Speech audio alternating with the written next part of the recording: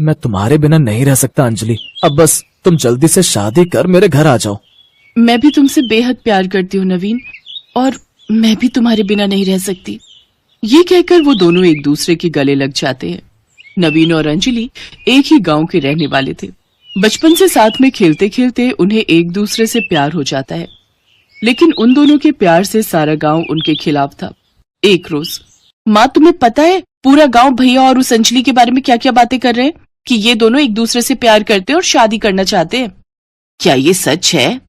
हाँ माँ, भला मैं क्यों झूठ बोलूंगी। यकीन ना हो तो अभी भैया आने वाले, आप उन्हीं से पूछ लेना। अभी भी वो उसी से मिलकर आ रहे हैं। मैं कुएं पर पानी लेने गई थी तो दोनों को एक दूसरे के साथ देखा था। ये सुनकर शारदा गुस्से में आ जाती है। उस लड़की की इतनी हिम्मत कि मेरे बेटे को अपने प्रेम जाल में फंसा लिया। कुछ देर बाद नवीन घर लौटता है तो शारदा उसे प्यार से समझाती है। नवीन बेटा, तू समझने की कोशिश कर। तुम दोनों एक ही गांव के रहने वाले हो। एक ही गांव में रहने वाले लोग आपस में शादी नहीं कर सकते।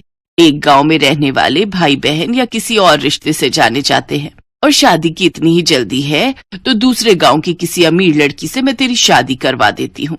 वो दहेज भी खूब लाएगी। मैं कुछ नहीं जानता माँ, शादी उसी से करनी चाहिए जिससे प्यार होता है। और अंजलि इसी गांव की है तो क्या फर्क पड़ता है। बचपन से मैं उसके साथ रहा हूँ, वो मेरी दोस्त थी, लेकिन अब मुझे उससे प्यार हो गया। और आप लोग इस रिश्ते को समझने की कोशिश क्यों नहीं कर रहे?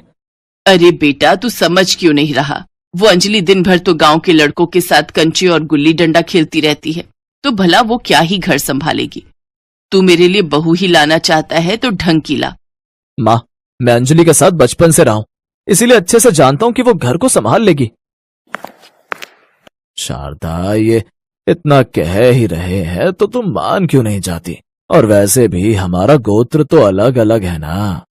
आखिर में सबके कहने पर शारदा इस शादी के लिए मान जाती है, और कुछ दिन बाद अंजलि ब्याह कर घर आ जाती है। शारदा उसका गृह प्रवेश करने के लिए दरवाजे पर खड़ी थी, लेकिन उसकी नजरें बार बार बाहर की तरफ जा रही थी। भाग्यवान, तुम बार बार बाहर क्या देख रही हो? बहू का स्वागत करो। दहेज देख रही हूँ जी। उस भोला राम ने आखिर दहेज में क्या क्या दिया है? अरे उसने अपनी बेटी दे दी, ये क्या कम है? और वैसे भी वो बेचारा गरीब है, क्या ही दहेज देगा। शारदा मुंह बनाते हुए गैर मन से अंजलि का गृह प्रवेश कराती है। बेटी जाओ, अपनी भाभी को उसका कमरा दिखा दो। काजल शारदा को कमरे में ले जाती है। वो कमरा काफी टूटा फूटा सा था। वहाँ बेड के नाम पर भी सिर्फ 2 गद्दे ही बिछे होते हैं। फिर वो उस जमीन पर बिछाए गद्दे पर सो जाती है। ऐसे ही कुछ दिन बीत जाते हैं। बरसात का महीना शुरू हो जाता है। एक रोज तेज बारिश हो रही होती है। भाभी, ओ भाभी, अभी तक सो रही हो क्या? चलो उठो, माँ तुम्हें बुला रही है। अंजलि जल्दी से उठकर हाथ मुंह धोकर अपनी सास के पास जाती है। माँ जी, आपने बुलाया क्या? हाँ, सांझ होने को है और तू अभी तक सो रही है। बाहर कितनी तेज बारिश हो रही है। चल हमारे लिए गर्मा गर्म पकौड़े और चाय ले आ। और हाँ, मेरी बेटी काजल के लिए प्याज के पकौड़े और मेरे लिए पालक के बना कर ले आ। माँ जी, पालक कहाँ है? बाहर घर के पीछे लगा हुआ है, वहीं से ले आ। लेकिन माँ जी, बाहर तो बारिश हो रही है। हाँ, तो बह जाएगी क्या तू उसमें? जा जल्दी से पालक तोड़ कर ले आ और मेरे लिए पालक के पकौड़े बना। अंजलि भीगते हुए बाहर जाती है और पालक तोड़ कर ले आती है, जिससे उसे छींके आने लगती है।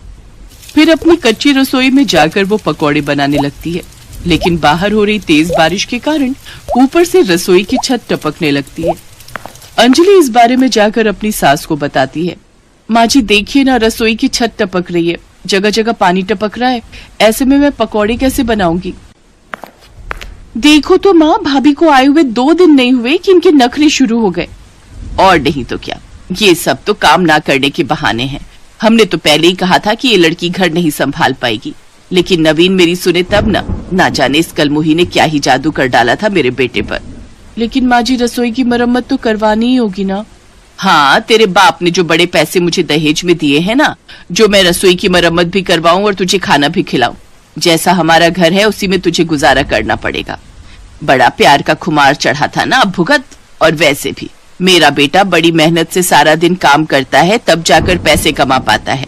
उसके पास फालतू के पैसे नहीं है तेरी फरमाइशें पूरी करने के लिए।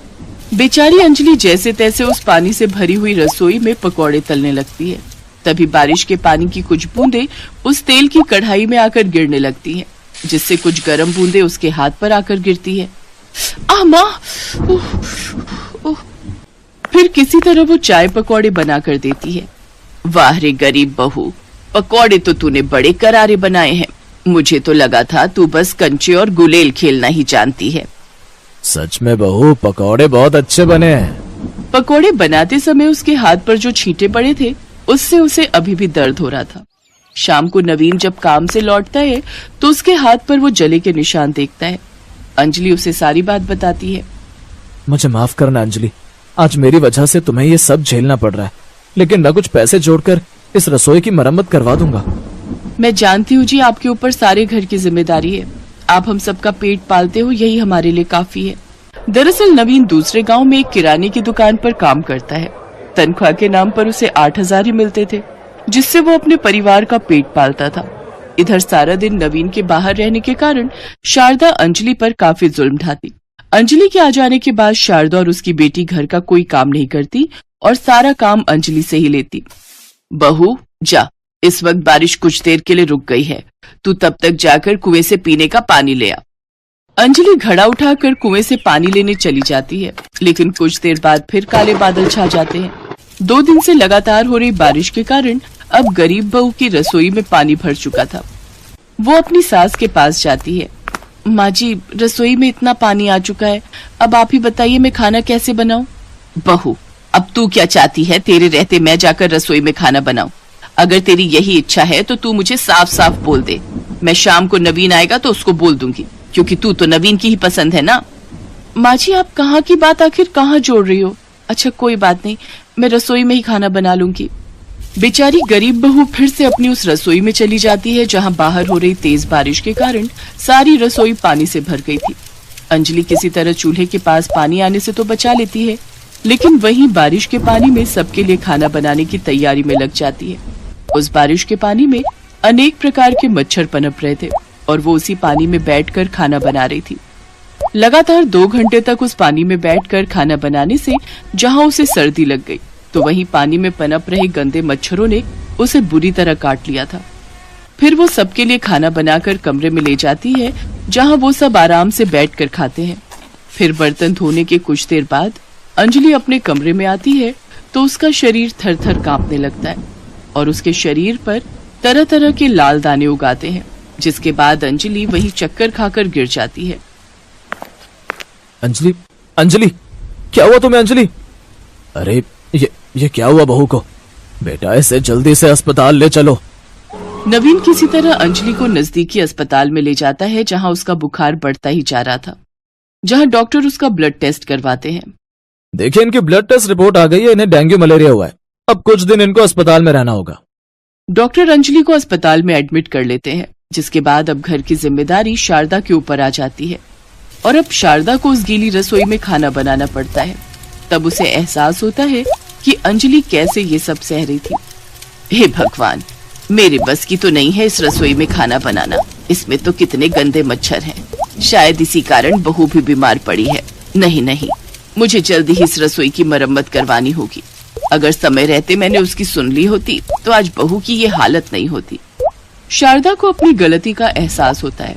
कुछ दिनों बाद अंजलि ठीक होकर घर लौट आती है और अब शारदा अपने बेटे से कहकर लाला से कुछ पैसे उधार लेकर रसोई की मरम्मत करवा देती है, जिससे अब बाहर कितनी भी बरसात हो, लेकिन अब वो रसोई कभी पानी से भरी हुई नहीं रहती और ना ही उसमें कहीं से पानी टपकता। अब गरीब बहू को बरसात आने पर भी कोई डर नहीं रहता।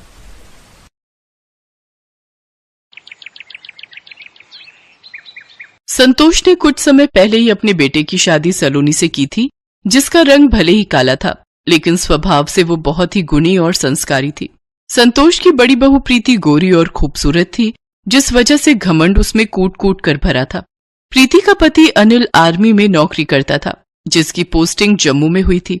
प्रीति शादी के बाद से ही अपनी देवरानी को उसके कालेपन के लिए ताने देती थी, लेकिन सलोनी इस बात का बिल्कुल बुरा नहीं मानती थी। कुछ महीनों बाद मॉनसून शुरू हो गया और सलोनी बारिश का मजा लेते हुए छत पर बैठकर कपड़े धो रही थी। अरे वाह, बारिश के पानी से कपड़े भी धुल गए और टंकी का पानी ज्यादा खर्च भी नहीं हुआ। अब सूखा बाद में दूंगी। अरे आप यहाँ क्या कर रहे हैं जी? आप भीग जाएंगे। कोई बात नहीं, ये शादी के बाद हमारा पहला मॉनसून है और अब मैं तुम्हारे साथ इस बारिश में भीगना चाहता हूँ। सुधीर काली होने के बाद भी अपनी पत्नी सलोनी को बहुत प्यार करता था। दोनों बारिश के मजे ले रहे थे, तभी सलोनी की सास शीला उसे आवाज देती है। अरे सलोनी बहू, कहाँ हो तुम? जल्दी से मेरे लिए एक कप चाय बना दो। मुझे जल्द से जल्द जाना होगा, माँ जी को चाय बना कर देनी है। अच्छा ठीक है, जाओ, और एक कप मेरे लिए भी बना देना। ठीक है जी। सासू माँ, आपने मुझे बुलाया? अरे कपड़े धो रही थी या मटर गश्ती करने छत पर गई थी? जा जल्दी से रसोई में जाकर मेरे लिए चाय चढ़ा दे। और हाँ, पहले ये कपड़े बदल ले, कहीं सारी रसोई गीली कर दे। कभी सलोनी की जेठानी उसके पास आती है और कहती है, 1 मिनट देवरानी जी, तुमने मेरी साड़ी तो ठीक से धो दी ना? ध्यान रहे उसमें कलर नहीं चढ़ना चाहिए। पता चले खुद जैसी काली पीली हो वैसे ही मेरे कपड़ों को भी कर दो। बहू, ये क्या तरीका है छोटी बहू से बात करने का? ठीक है तो कह रही हूँ सासू माँ, आपको भी यही काली लड़की रह गई थी मेरी देवरानी बनाने के लिए। पता है मेरे सब रिश्तेदार मुझ पर कितना हंसते हैं। दीदी, काला होना कोई पाप है क्या? जब से मैं यहाँ आई हूँ आप मुझसे चिढ़ी हुई रहती हैं। कोई भी तुम्हारी काली शक्ल को देखेगा ना तो चिढ़ेगा ही। प्रीति, अपनी देवरानी से कोई ऐसे बात करता है क्या? और भूल मत, सुधीर सलोनी को बहुत पसंद करता है। जरूर इसने मेरे देवर पर कोई काला जादू किया होगा, तभी तो ये काली लड़की उन्हें पसंद आ गई। तभी सुधीर भी वहां आ जाता है। भाभी, वो जैसी भी है मेरी बीवी है, और मैं देख रहा हूँ आपकी बहुत अनबन चल रही है मेरी पत्नी से। अच्छा, अब तुम अपनी भाभी से बहसबाजी करोगे, और वो भी कल की आई हुई इस काली कलूटी लड़की के लिए? देखा, आखिर अपने काबू में कर ही लिया इसने मेरे देवर को। दीदी आप गुस्सा मत होइए, मैं अभी आपकी साड़ी सुखा कर दे देती हूँ। सलोनी अपनी जेठानी की साड़ी प्रेस करके उसे दे देती है। भोली भाली काली सलोनी पर उसके पति और सास को बड़ी दया आती है, और वो अक्सर उसका साथ देते थे, जिस वजह से प्रीति अपनी देवरानी से और जलने लगी थी। एक रोज जब सलोनी खाना बनाकर परोसती है तो उसमें नमक कम होता है, जिस वजह से प्रीति गुस्से में उसके हाथ पर वो दाल गिरा देती है। भाभी, आज तो हद ही हो गई, बस अब और नहीं। वही मैं भी कह रही हूँ, बस अब और नहीं। सासू माँ, आप हमारा बंटवारा कर दो, आज से मैं अलग रहूंगी। ठीक है, आप बंटवारा चाहती हो ना, तो आज से हम अलग अलग रहेंगे।